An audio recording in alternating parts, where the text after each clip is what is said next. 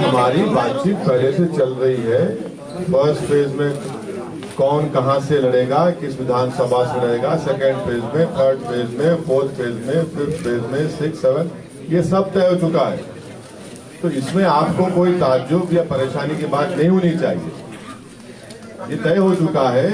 अभी वामन मिश्रा साहब ने और हमारे कन्वीनर साहब ने कहा कि 95% सीटों पर पूरा तय हो चुका है कौन कहां से लड़ेगा। ओवैसी साहब एक सवाल इधर से ले लीजिए कि एक बात हम कहीं नहीं जा रहे। ओवैसी साहब एक सवाल मेरा है कि आपने कहा कि दलित सीएम और आपने कहा ओवैसी सीएम, सवाल ये मुस्लिम सीएम क्यों नहीं पहला, और दूसरा क्या चंद्रशेखर को भी साथ में ले रहे हैं क्या? ये दो सवाल एक साथ है आपके लिए। नहीं, अब ये अभी आपके सामने चंद्रशेखर के बारे में, चंद्रशेखर का हमको टेलीफोन आ रहा भाई, चंद्रशेखर का हमको टेलीफोन आ रहा है तो हम बता देते हैं। चंद्रशेखर का हमको टेलीफोन आ रहा है, बार बार टेलीफोन आ रहा है, तो बात हुई है। तो वो जो हमने पहले कहा ना हमको कि दरवाजे खुले हैं तो फिर वो बातें होंगी ना। टेलीफोन आ रहा है आपको? आपसे एक सवाल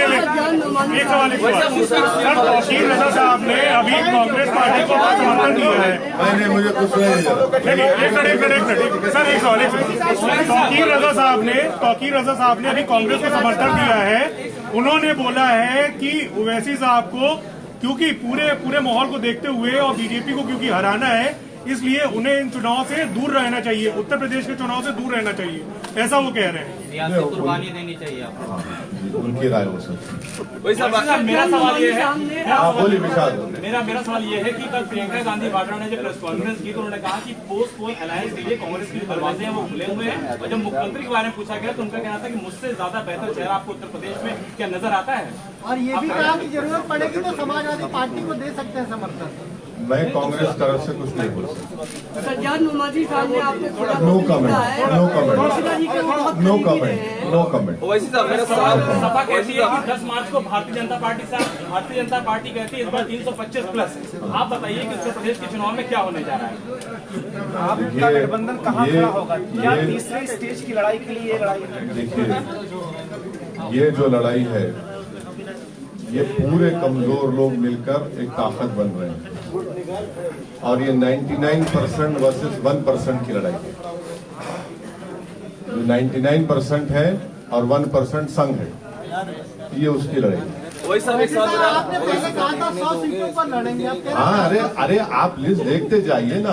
नहीं तो 403 पे अब बात अरे हो रही है तो 150 पे लड़ेंगे, हमारे 200 पे अरे लड़ेंगे। पूरे नंबर आ जाएंगे आपके, पूरे नंबर आ जाएंगे आपके पास। क्यों आप फिक्र मत रहिए, मुतमईन रहिए। मुस्लिम सीएम के इशू पर आप कुछ बता नहीं रहे हैं कि वो क्यों नहीं? पश्चिम में बड़ी दावेदारी आपकी यार सवाल हो जाता है पूरा। सुनिए, ये बात तय हो चुकी है जिसका जिक्र अभी हमारे कन्वीनर साहब बाबू सिंह कुशवाहा साहब ने कहा, वामन मिश्रा साहब ने कहा, उसी पर हम कायम हैं। सर आजम खां की रिहाई के हवाले से आजम खां की रिहाई के हवाले से आप आवाज बुलंद किए हैं। अब्दुल्ला आजम ने कहा है कि अगर हमारे सच्चे हमदर्द हैं तो उनको उनकी वजह से जो सियासी नुकसान हो रहा है उस पर देखना चाहिए। तो उनको अपना नुकसान किससे हुआ वो पहले समझ लें, उनको किससे नुकसान हुआ वो उस बात को समझ लें। ना, नो, नहीं है, बिल्कुल नहीं है, सब क्लियर है। लेकिन पश्चिमी उत्तर प्रदेश में आरएलडी और सपा के ऐसे कैंडिडेट्स हैं जो कि सपा के भी नामांकन हो रहा है और आरएलडी का भी नामांकन हो रहा है। क्या सिर्फ पटोल की शुरुआत नहीं हो गई है? अच्छी बात है ना, मुबारक हो उनको, मुबारक हो। बल्कि उनका हसनपुर का जो कैंडिडेट है माशाल्लाह से वो तो आरएसएस के हैं और उनकी फोटो भी आई है। और माशाल्लाह से जो लोनी के आरएलडी के कैंडिडेट हैं उनके ताल्लुक से कहा गया कि दिल्ली के नॉर्थ ईस्ट के राइट्स में भी उनका जिक्र खैर आ रहा है, वो बता दें वो भी। तो अब ये तो ऐसा है तो ये ठीक है, आ रहा है सामने, देखिए। बाबू सिंह कुशवाहा जी, आपके पुराने साथी ओम प्रकाश राठौर कह रहे हैं कि उनकी पार्टी का नाम है जन अधिकार, लेकिन कोई उनका वो है नहीं इस समय, चाहे 403 पे लड़े कोई फर्क नहीं पड़ेगा। कोई बात नहीं, कह सकते हैं बड़े नेता हैं, हमें उनकी बात पर कुछ नहीं। बड़े नेता का डिफिनेशन इसमें क्या है कुशवाहा साहब? कुछ आप रहस्यमय चीज बता रहे हैं। कितने बड़े नेता हैं? देखिए और तो मैं सबसे बात करता हूँ, लेकिन अभिषेक जी से मैं बहुत डरता हूँ। मैं आप सबके बीच में कह रहा हूँ, अभी ये मुझे थोड़ी देर पहले पा गए थे तो मैं दौड़ के भागा, तब भी ये मुझे पकड़ लेंगे।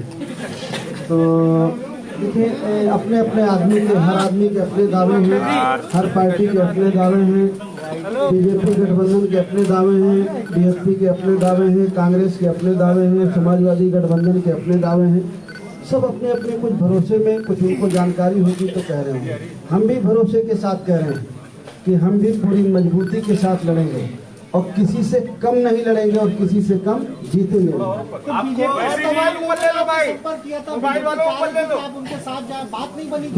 देखिए संपर्क राजनीति में जैसे 2-4 महीने पहले समाजवादी पार्टी से भी हुआ, कांग्रेस के भी लोगों से बातचीत होती है, बीजेपी के लोगों से भी बातचीत है। बातचीत का कोई मतलब ये नहीं है कि नहीं हमारा अलायंस हो रहा है। जो हमारा अलायंस हो रहा है, आज हम पिछले 3 महीने से हम लोग बातचीत कर रहे हैं। और जो आपकी एक कंफ्यूजन है कि फर्स्ट फेज का नामांकन हो गया, हम लोगों की सहमति थी।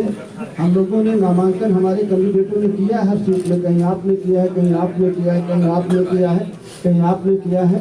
तो सारे कैंडिडेट हैं और हमारी पूरी कोशिश है कि 403 में कोई सीट छूटे ना, और हम लोग मिल करके 403 सीटों में पूरी मजबूती के साथ लड़ेंगे। कोई लेट नहीं हुआ, हम नहीं लेट हैं, हमारी पूरी तैयारी है। आज अखिलेश यादव ने आरोप लगाया है कि क्योंकि भाजपा में आज बैन प्रचार बैन आज डिजिटल जो तैयारियां थी, उनकी तैयारियां पहले से थी। क्या चुनाव आयोग के अधिकारियों ने बीजेपी पहले से ही लीक कर दिया था कि डिजिटल प्रचार होना है? तो क्या आप मानते हैं कि अधिकारियों ने कुछ लीक की थी चुनाव आयोग की? और इसी से जुड़ा हुआ सवाल, एक मिनट देखिए, जितने पॉलिटिकल पार्टी का और पॉलिटिकल पार्टी का आपने भी नाम लिया, क्या समाजवादी पार्टी ने इलेक्शन कमीशन ऑफ इंडिया को लेटर लिखकर ये कहा कि फिजिकल रैलीज अलाउ की जाए?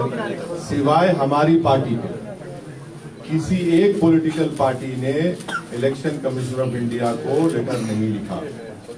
मैं शुक्रगुजार हूँ इलेक्शन कमीशन ऑफ इंडिया के चीफ इलेक्शन कमिश्नर का कि हमारी उनसे नोटिफिकेशन आने के 2 दिन के अंदर वो हमसे फोन पर बात किए। हमने उनसे रिक्वेस्ट किया कि सर आप कम से कम एक पॉलिटिकल पार्टी को एक विधानसभा में 500 लोगों के साथ फिजिकल रैली करने की इजाजत दीजिए, पूरा कोविड नॉर्म्स को फॉलो करते हुए। और फिर हमने यही बात को चीफ इलेक्शन कमिश्नर को लिखकर भी दिया। हमने कहा कि फ्री एंड फेयर इलेक्शन का मतलब ये है कि सबको एक लेवल प्लेइंग फील्ड मिले। तो आपको भी लिखकर देना चाहिए था, आपने क्यों लिखकर नहीं दिया? हमने तो लिखकर दिया है और हमको यकीन है कि इलेक्शन कमिश्नर उस पर गौर करेंगे और उस पर एक फैसला लेंगे। अब जब किसी पॉलिटिकल पार्टी को फिजिकल रैली की और पदयात्रा की परमिशन नहीं है, तो फिर हमको जो कर सकते हम करना पड़ेगा ताकि हमारा मैसेज, हमारा पैगाम जनता तक पहुंच सके। शिवपाल सिंह के संपर्क में क्या आप लोग? शिवपाल सिंह यादव से भी संपर्क में वही सब आप लोग नहीं है, मगर हमारे तालुका शिवपाल यादव साहब से पर्सनली है और रहेंगे। आज बीजेपी ने चुनावी रथ निकाला है करीब सैकड़ों, जिसमें पोस्टर लगे हैं, एलईडी लगी हुई है। आपने कहा कि चुनाव आचार संहिता का उल्लंघन है। अगर वो परमिशन नहीं लिए है ईसीआई से तो जाहिर एक्शन लेना चाहिए। अगर परमिशन लिए, मुझे नहीं मालूम, लिए नहीं। सर, इलेक्शन कमीशन ने जिस तरीके से कहा कि वर्चुअल रैली होगी, ऐसे में छोटी पार्टियां जिनके पास संसाधन नहीं है उस लेवल पे, वो क्या अपने मतदाताओं तक अपनी बात पहुंचाएंगे? उसका तरीका क्या होगा? और क्या आप इलेक्शन कमीशन से फंड की का रिकमेंड करेंगे छोटी पार्टियां? इलेक्शन कमीशन से फंड करने का तो वो तो एक नया कानून बनाना पड़ेगा, वो अभी पॉसिबल नहीं है। मगर अब जो भी है जिस तरह से है उसको हमको देख के आगे बढ़ने की जरूरत है। सवाल ये है कि मुजफ्फरनगर में अगर कोई भी मुस्लिम कैंडिडेट नहीं है, क्या मुजफ्फरनगर दंगों में जो चीजें हुई थी उसको सफाई करने की कोशिश की जा रही है ताकि मुस्लिम कैंडिडेट ना हो आपके सामने? मेरा मानना यह है कि एक बहुत ही सोफिस्टिकेटेड तरीके से वहाँ पर अल्पसंख्यक समाज के पॉलिटिकल वॉइस को दबाने की कोशिश हो। ईवीएम से सर कैसे लड़ा जाएगा? ईवीएम का जो सवाल है उस पर क्या कहेंगे? आपको शक है? सभी को है, बहुत सारे लोगों को है जी। वामन देव साहब उठाते रहे ईवीएम का मुद्दा काफी, वामन देव साहब ने काफी उठाया।